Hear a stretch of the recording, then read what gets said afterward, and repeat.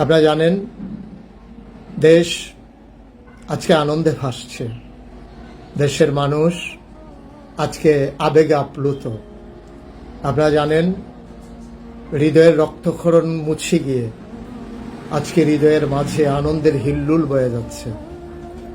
এই পৃথিবীর মানুষ অবাক বিস্ময়ে তাকিয়ে দেখেছে বাংলাদেশের যুব সমাজ কেমন করে রক্তিম সূর্যটাকে ছিনিয়ে এনে আমাদের ঘরের ভেতরে সেই কুড়ে গড়ে বন্দী করে নিতে পারে। বিজয়ের স্বাদ কেমন করে মানুষের অন্তরে দিয়ে দিতে পারে, আর সেই স্বাদ আস্বাদনে বাংলাদেশের মানুষ কতটা বিহবল হতে পারে, আত্মহারা হতে পারে। শুরুতেই আমি সেই সমস্ত সুহাদাই কিরামের আত্মার মাগফিরাত কামনা করছি, যারা এই রক্তিম সূর্যটিকে দ্বিতীয়বারের মতো 56,000 বর্গ মাইলের এই বাংলাদেশের মানুষকে স্বাধীনতার আস্বাদ দিতে গিয়ে তারা জীবনের একটা মানুষের সবচেয়ে প্রিয় যে জিনিসটি জীবন, সে জীবন যারা বিলিয়ে দিয়েছে, আমি তাদের মাগফিরাত কামনা করছি এবং আল্লাহর দরবারে প্রাণ ভরে দোয়া করছি আল্লাহ তাবারক ওয়া তাআলা যেন তাদের এই মৃত্যুকে শহীদের মর্যাদা আল্লাহ দান করেন এবং জান্নাতের ভিতরে উচ্চ মাকাম তাদেরকে দান করেন।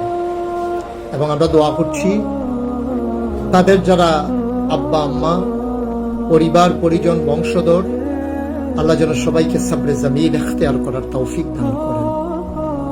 আমি বুঝি, আমি উপলব্ধি করি যে একজন মানুষের যার সন্তান চলে গেছে সেই বুঝে সন্তান কাকে বলে। আমি যখন আবু সাইদের লাশ দেখেছিলাম, আমি মনে মনে চিন্তা করেছিলাম এই লাশটা হয়তোবা আমার ছেলে যে ইউনিভার্সিটিতে পড়ে, আন্দোলনে যে সামিল ছিল, মিসবাহ ফয়েজির লাশও হতে পারত। সুতরাং আবু সাইদের মা, আবু সাইদের বাবা, যারা তাকে জন্ম দিয়েছে, পেটে ধারণ করেছে, বুকের দুধ খাইয়েছে, ওনাদের হৃদয়ের রক্তক্ষরণ যা শুকিয়ে যাবার নয়।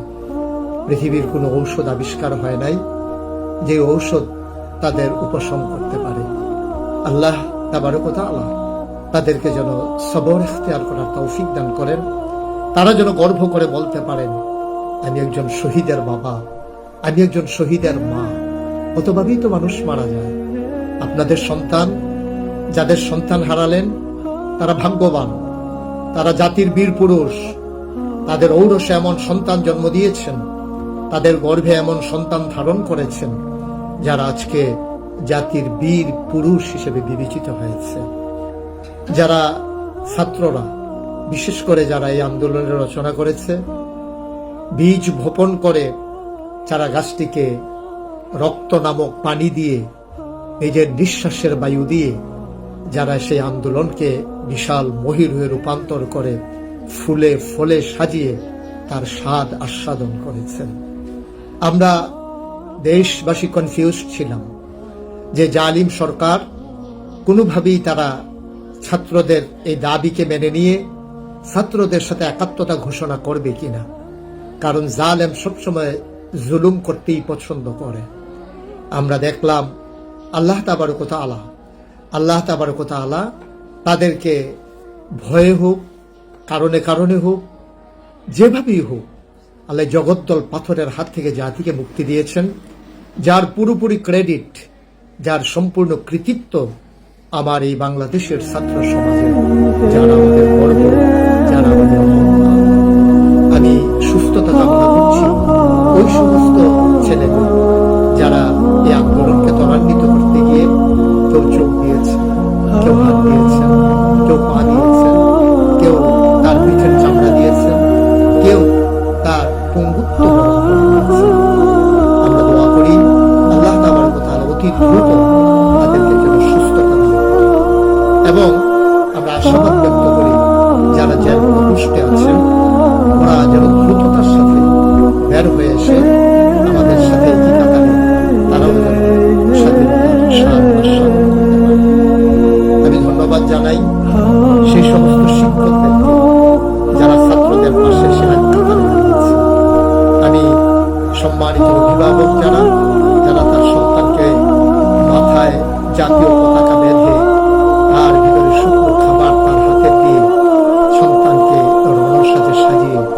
যে সমস্ত মায়েরা তার যোদ্ধা সন্তানদেরকে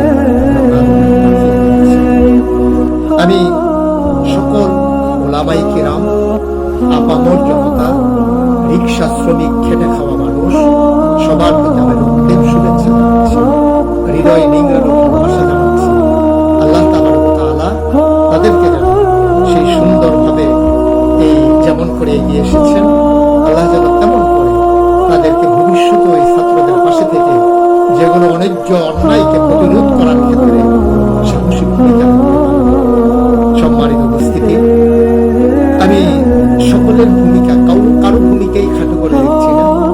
বাংলাদেশের পুলিশের মাঝে দুই একজন যেমন বাড়াবাড়ি করেছেন, আবার আমরা এও দেখেছি মাতৃস্নেহ দিয়ে, পিতৃত্বের বন্ধন দিয়ে অসুস্থ ছেলেটাকে, আহত ছেলেটাকে কাঁধে করে ঘুম পাড়ানো বাচ্চার মতো যেন হাসপাতালের দিকে ছুটে গিয়েছে।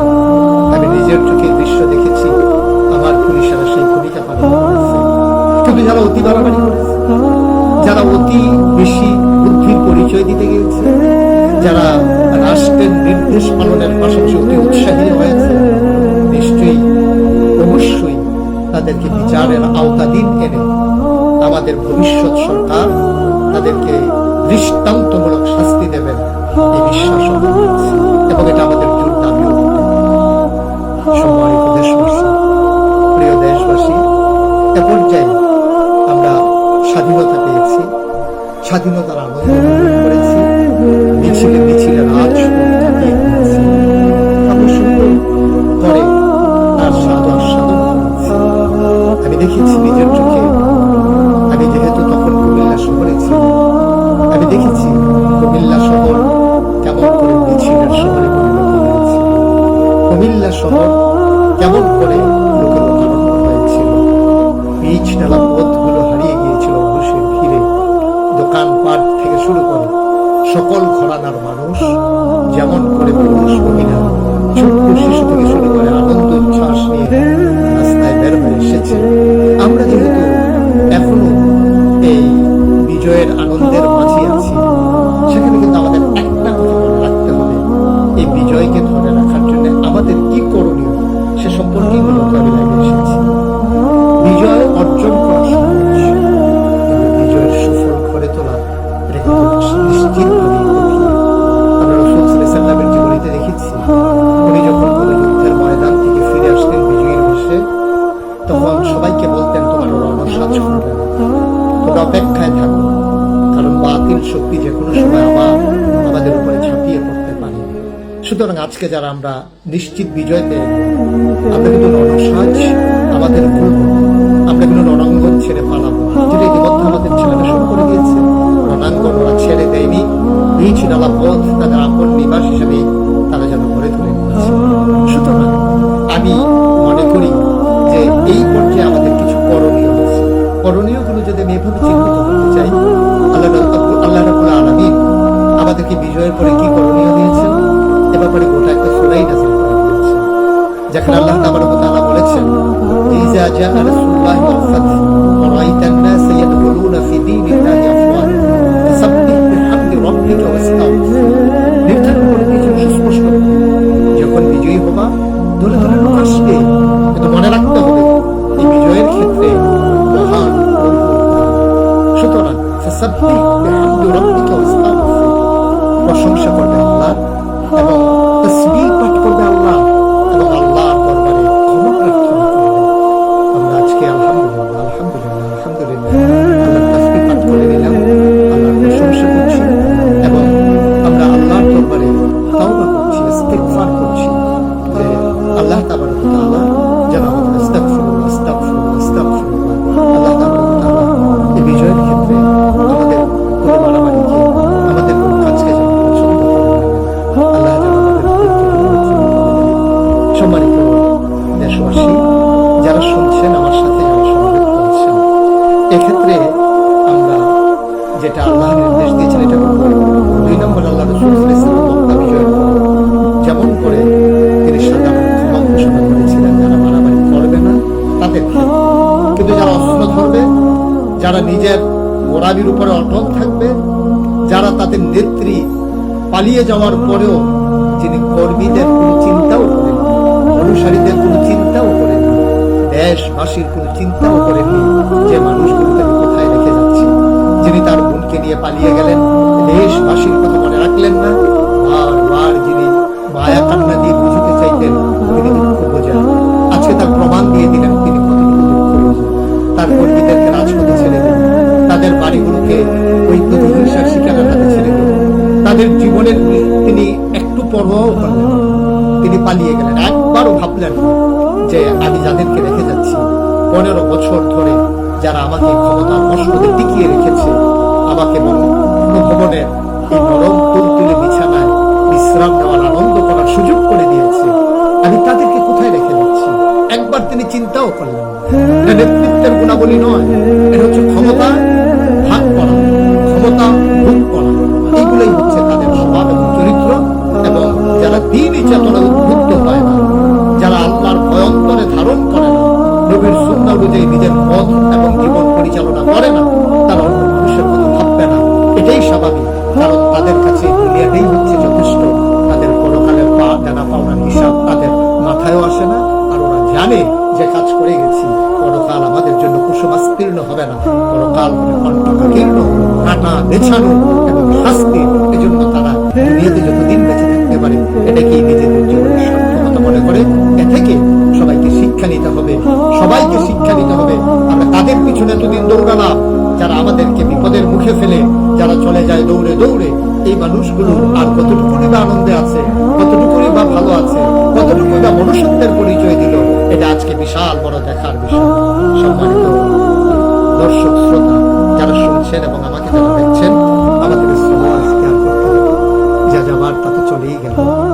সামনের দিনগুলোকে সুন্দর করে নিয়ে যাওয়ার জন্য আমরা অবশ্যই আমাদের এই সুন্দর জীবনকে আমরা সবর ইখতিয়ার করে আমরা ভবিষ্যৎ বিনির্মাণে, কাগজে পত্রে নয় প্রকৃত অর্থে সোনার বাংলা বিনির্মাণে আমরা এক একজন অতন্ত্র প্রহরী হব, এক একজন সৈনিক হব এই রাষ্ট্র বিনির্মাণে। ইনশাআল্লাহ রাষ্ট্রীয় সম্পদ এগুলো আমার সম্পদ, আপনার সম্পদ, আমার আপনার ট্যাক্সের টাকা, গরিবের রক্তের টাকা, রিক্সা চালানোর প্যাডেল ঘোরানোর টাকা, আমাদের সকলের টাকা এই রাষ্ট্রীয় সম্পদগুলো বিশাল প্রাসাদগুলো তৈরি হয়েছে। সুতরাং কেউ যাবে কেউ আসবে, কিন্তু এর মানে এই ভবনগুলোকে ধ্বংস করে দেওয়া নয়। আমি বিনয়ের সাথে অনুরোধ করব, যতটুকু হয়েছে যথেষ্ট হয়েছে, আমরা এই কাজটা করবো না। আমরা সবাই মিলে শুধু করবো না এটাই নয়, আমরা সিদ্ধান্ত নিতে হবে কাউকে করতে দেব। কারণ কেউ যদি একবার বলে ফেলে তোমরা আর ভালো করতে, মাত্র একজন গেল, তোমরা সম্পদ নিয়ে কারাকারি শুরু করে দিয়েছ, তোমরা ক্ষমতায় আসলে তাইলে এক যাতে না জানি আরো বেশি কিছু করবে, এই কথাটা আমাদের জন্য, এই তকমাটা আমাদের গায়ের সাথে মাখিয়ে নেওয়া, এই কাদাটা আমাদের চরিত্রের সাথে মিশিয়ে নেওয়া কখনই আমাদের উচিত হবে না, এটা একেবারেই অনুচিত। সুতরাং আমি বিশ্বাস করি যে যারা সুকুমার বৃত্তি লালন করেন, যাদের অন্তরে ছিটে ফোটা হলেও দেশপ্রেম আছে, পরকালের চিন্তা আছে, আল্লাহর ভয় আছে, তারা কখনো রাষ্ট্রীয় সম্পদ লুণ্ঠন করতে পারেন না, নিজের ঘরে নিতে পারেন না এবং আগুন ধরাতে পারেন না।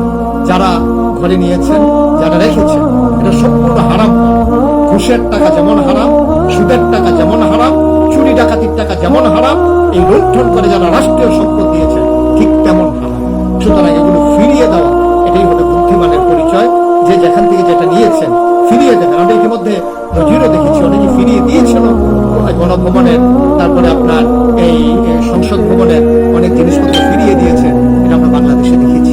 সুতরাং আমরা আরো দেখতে চাই, পৃথিবীর কাছে আমরা একটা অনন্য নজির স্থাপন করতে চাই, আমরা দেখিয়ে দিতে চাই বাংলাদেশের মানুষ আবেগতাড়িত হয়ে কোনো কিছু যদি করেও ফেলে, বিবেক যখন তাদের সাড়া দিয়ে ওঠে, বিবেক যখন তাদের জেগে ওঠে, তারা আবেগকে প্রায়শ্চিত্ত করে বিবেক দিয়ে আমরা এই সম্পদগুলো আমরা রাষ্ট্রের কাছে ফেরত দেব।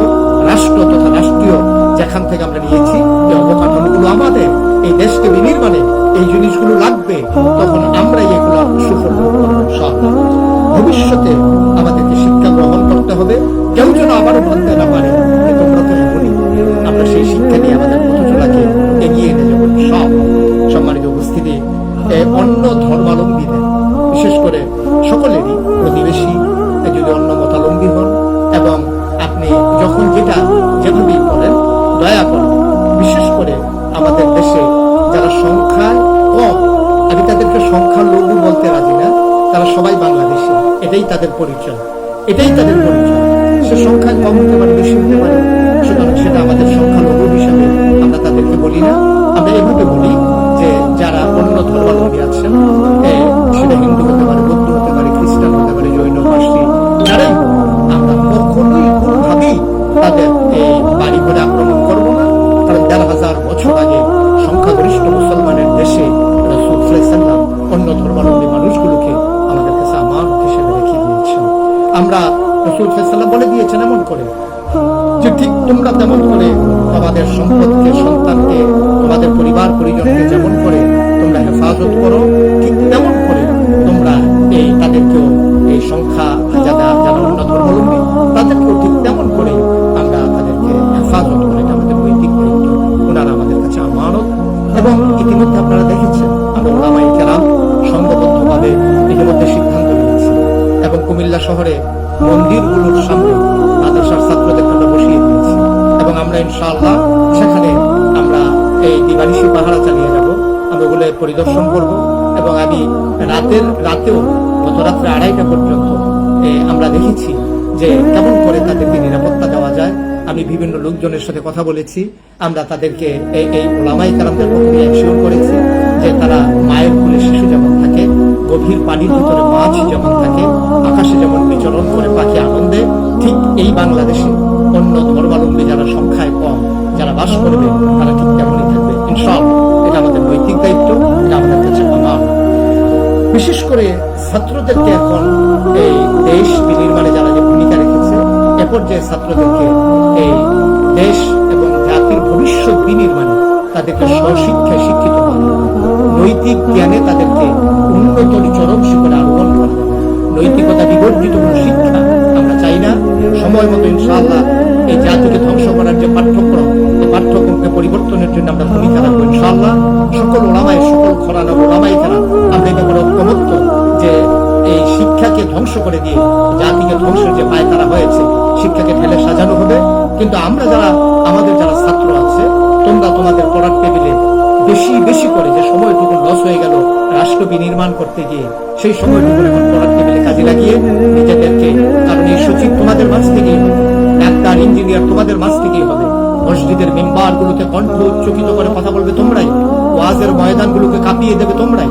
সুতরাং শিক্ষা যদি না থাকে তোমরা এগুলো দায়িত্ব পালন করতে পারবে না। এজন্য তোমাদেরকে জ্ঞানের আধারে নিজেদেরকে গৌরবান্বিত এক একজন নাগরিক হিসেবে তৈরি করে দিতে হবে। রেমিটেন্স যোদ্ধাদেরকে নানানভাবে বলা হয়েছে ওরা যেন টাকা পয়সা দেশে না পাঠায়। এই কথাগুলো তখন ছিল ঔষধের মতো। রোগীকে বাঁচানোর জন্য, বাংলাদেশ নামক অসুস্থ দেশটাকে বাঁচানোর জন্য তখন পথ্য দেওয়া ছিল অতীব কষ্টের।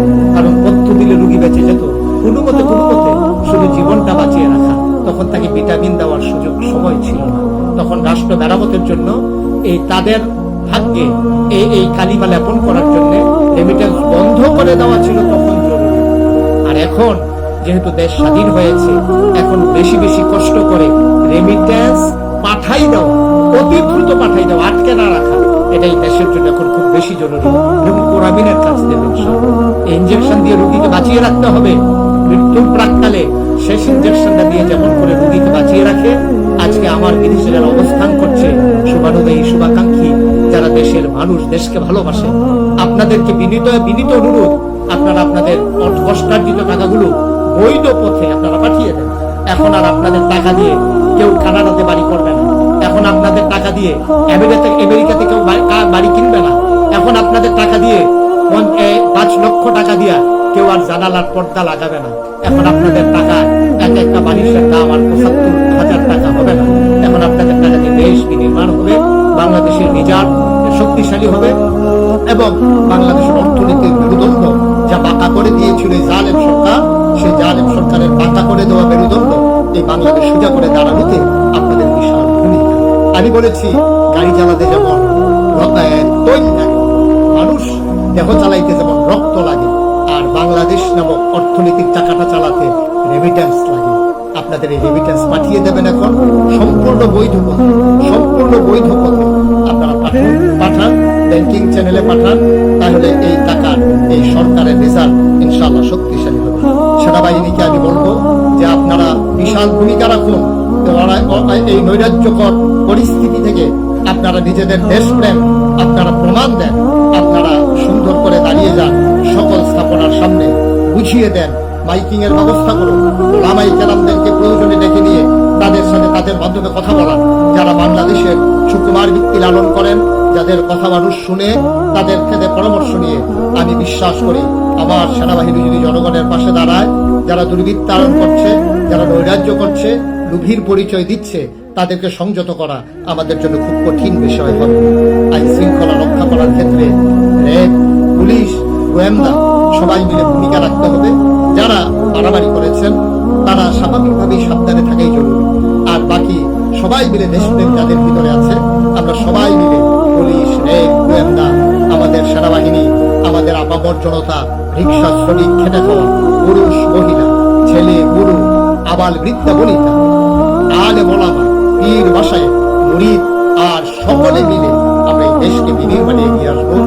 সবাই আমরা এই সুন্দর দেশের আমরা অপেক্ষায় আছি, যেদিন সোনালী সূর্য পূর্ব আকাশে উদিত হবে, সমস্ত আকাশ জুড়ে মেঘগুলো যখন কেটে যাবে, দক্ষিণের আনন্দের হিল্লোল বাতাস যখন আমাদের গা সুশীতল করে দেবে, কলিগুলো যখন ফুটে উঠবে আপন মহিমা, মহান প্রভু যখন আমাদের উপরে কল্যাণ বহিয়ে দেবেন, যেমন করে একেবারে ভঙ্গুর আফগানিস্তান সামান্য সময়ের ব্যবধানে মাথা উঁচু করে দাঁড়িয়েছে। আমার বাংলা, আমার 56,000 বর্গ মাইলের বাংলা, আমার 18 কোটি মানুষের বাংলা, আমার মসজিদের বাংলা, আমার মাদ্রাসার বাংলা, আমার এই দেশের সকল প্রতিষ্ঠানের এবং সকল ঘরানার মানুষের এই প্রাণপ্রিয় সংগঠন বাংলাদেশ, এটা স্বমহিমায় সৌজ্জ্বলে জেগে উঠবে, মাথা উঁচু করে দাঁড়াবে বিশ্বের মুখে। অর্থনীতিতে আমরা হবো একটা বড় শক্তি, আমরা হবো দ্বীনি চেতনায় উদ্বুদ্ধ, কথা বলবো প্রাণ খুলে, মন উজাড় করে দিয়ে, আর আমরা এই দেশ বিনির্মাণে এগিয়ে আসবো এক একজন দ্বীনের প্রহরী হয়ে, দেশ বিনির্মাণে এক একজন সৈনিকের ভূমিকা পালন করে আমরা ইনশাআল্লাহ দেশকে এগিয়ে নেব। সবাই ভালো থাকবেন, সবাই সুন্দর থাকবেন। দেখা হবে কোনো এক ময়দানে, কথা হবে কোনো এক মাহফিলে, অথবা আবার সোশ্যাল মিডিয়ার সুবাদে লাইভ আসবো আপনাদেরই সাথে। এবং সেই পর্যন্ত আমরা সবাই ভালো থাকি, দেশ বিনির্মাণে এগিয়ে আসি এবং সবাই মিলে জানিয়ে দিই, যেমন করে আগেও বারবার জানিয়েছিলাম, আমরা ছিলাম, আমরা আছি, আমরাই থাকবো ইনশাআল্লাহ। যারা লাইভে সংযুক্ত ছিলেন আমি সবাইকে ধন্যবাদ জানাচ্ছি এবং কৃতজ্ঞতা জানাচ্ছি, এবং শেয়ার করে আপনারা এটা পুরো বিশ্ববাসীর কাছে পৌঁছে দেবেন, এটা আমার বিনয়ের সাথে অনুরোধ। এখন হলো সবাই শুনুন, সবাই জানো, যারা শুনে নেই, যারা দেখেন, সবাইকে রক্তিম শুভেচ্ছা, আবারও উষ্ণ অভিনন্দন। আসসালামু আলাইকুম ওয়া রাহমাতুল্লাহি ওয়া বারাকাতুহু।